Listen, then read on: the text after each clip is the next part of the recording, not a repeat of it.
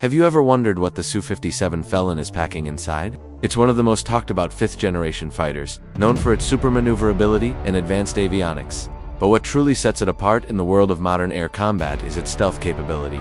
And a huge part of that comes down to its internal weapon base. Let's take a deep dive into what this incredible machine carries hidden within its sleek frame. For a long time, the specifics of the Su-57's armament were shrouded in a bit of mystery. We knew it had internal bays to maintain its low observable, or stealth, profile, but seeing them in action was rare. Flying with weapons on external pylons drastically increases a fighter's radar cross-section, making it much easier to detect. By carrying everything internally, the Su-57 can sneak up on its adversaries, a critical advantage in any first look, first shot scenario.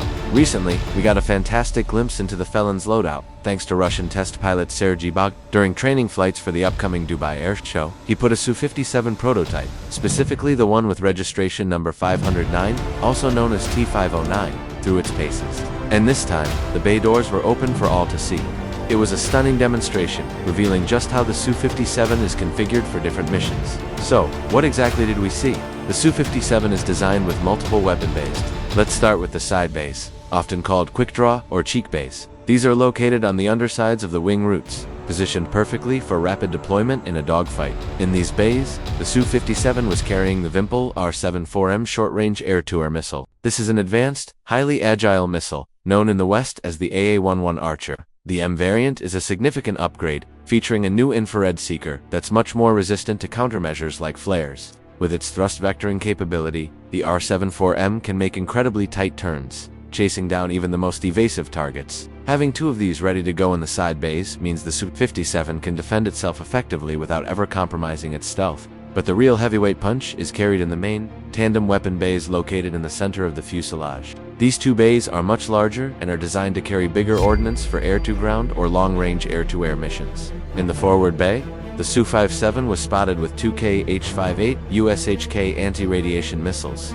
These are serious pieces of hardware. An anti-irradiation missile is specifically designed to hunt down and destroy enemy radar systems, like those on surface-to-air missile sites or early warning radar stations. This is a crucial capability for a mission known as suppression of enemy air defenses, or SEAD. By taking out the enemy's eyes and ears on the ground, the Su-57 and other friendly aircraft can operate much more freely and safely. The USHK version of the Kh-58 is specifically designed with a folding wing configuration to fit inside the Su-57's internal bays. This demonstrates a key design philosophy of the Felon program, integrating existing proven weapon systems and adapting them for internal carriage. This is a smart and cost-effective approach. While the rear main bay wasn't armed in this particular demonstration, it's designed to carry similar large munitions or long-range air-to-air missiles, like the R-77M. This modularity gives the Su-57 incredible mission flexibility. It can be configured as a pure air superiority fighter, a strike aircraft, or a mix of both, all while maintaining its stealth characteristics. Seeing the Su-57 with its weapon bays open, armed with a mix of air-to-air and air-to-around munitions, is a powerful statement. It shows that the aircraft isn't just a technology demonstrator or an airshow performer. It's a mature weapons platform being integrated with a full suite of advanced ordnance.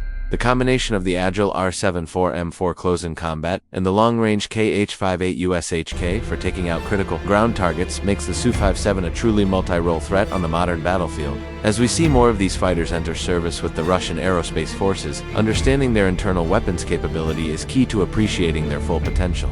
What do you think about the Su-57's weapon loadout? Is it the right mix for a 5th-gen fighter? Let me know your thoughts down in the comments. Thanks for watching, and if you enjoyed this breakdown, make sure to hit that like button and subscribe for more deep dives into the world's most advanced military hardware. See you in the next one.